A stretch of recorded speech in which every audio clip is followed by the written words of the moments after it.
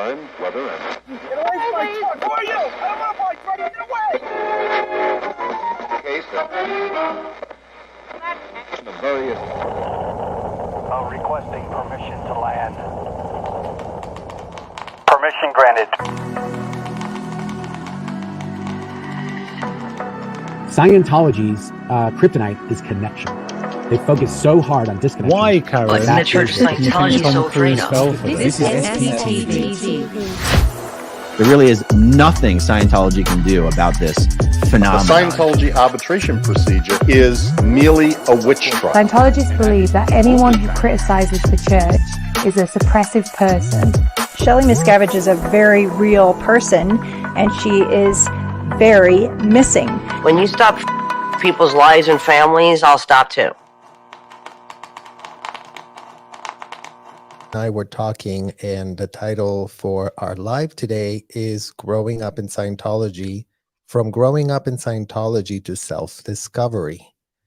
And but at the same time, it's all about learning and growing and rolling with the punches, but without rolling to the bottle in those punches. So far I've done really, really well. My communication, I'm still working on it. But I'm doing the best that I can each and every day. that is so wonderful, Liz. Yeah, I mean, I feel that it's such important transparency, and it's so great of you to share that part of your struggle, because, Yeah.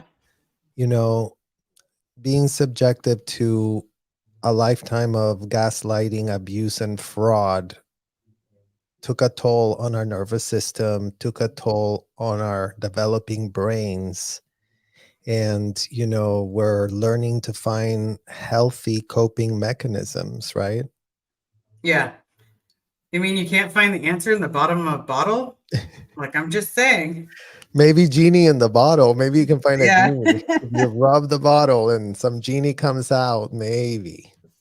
I wouldn't mind, the 3 wishes kind of genie, but yeah, it's just, I have to avoid the big bottles, unfortunately.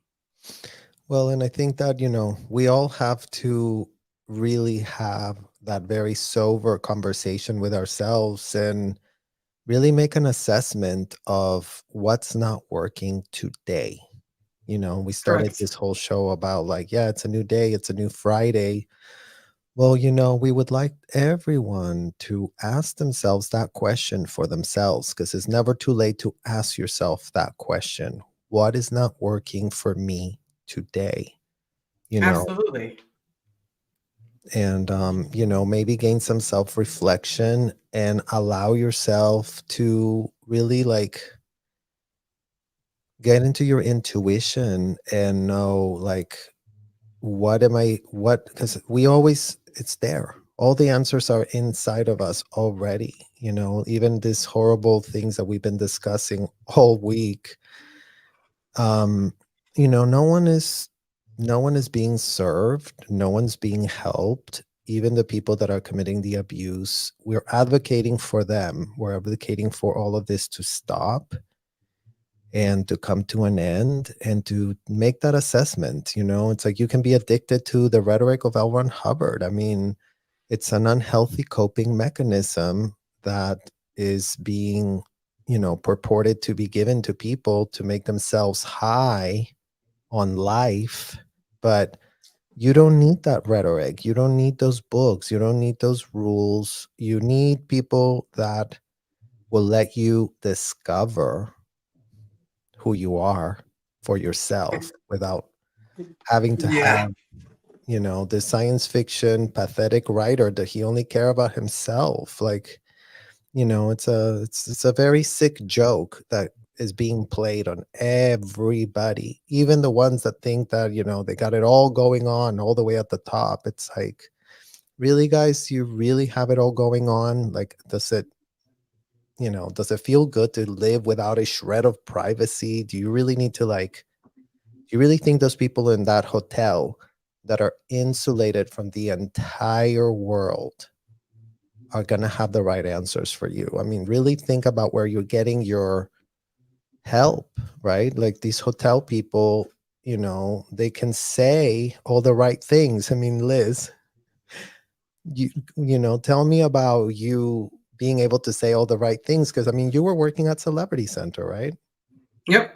So the right things would be, you know, like you see a celebrity and basically, for a lack of better terms, you're kissing their ass. You're acting like they're the greatest gift to mankind, is that they walk through these doors.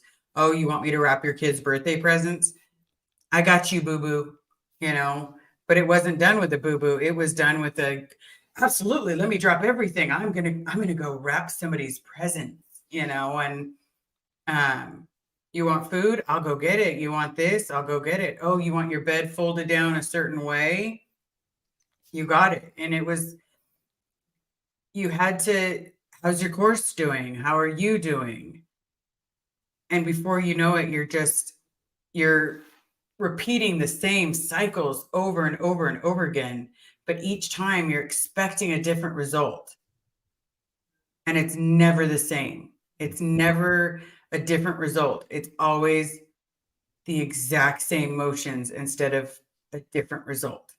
Yeah, and unfortunately, about conditional love and unconditional love, because I think part of our self-discovery journey, and the only reason, you guys, we are alive here speaking to you, I mean, I definitely, is because we have been helped. We have been given unconditional love, something that wasn't available in our childhood. No adult could give us unconditional love. You know, when adults treat you as an adult and you are a child, that is very unloving, that is very disgusting, that is very inappropriate. It has no basis or grounds on reality. For people that are obsessed with clearing definitions, really clear the definition of a child and really clear what in the hell a child is, and stop infantilizing yourself, telling yourself that a child's just a theta in a small body and whatever in the hell pitch you were given.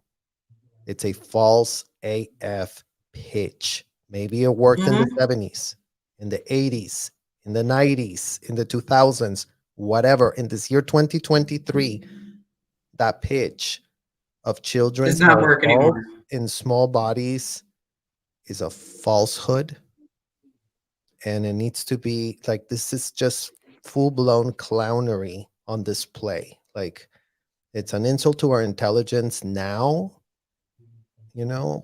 At that time, Liz, I mean, how was the culture for you in terms of the conditional love?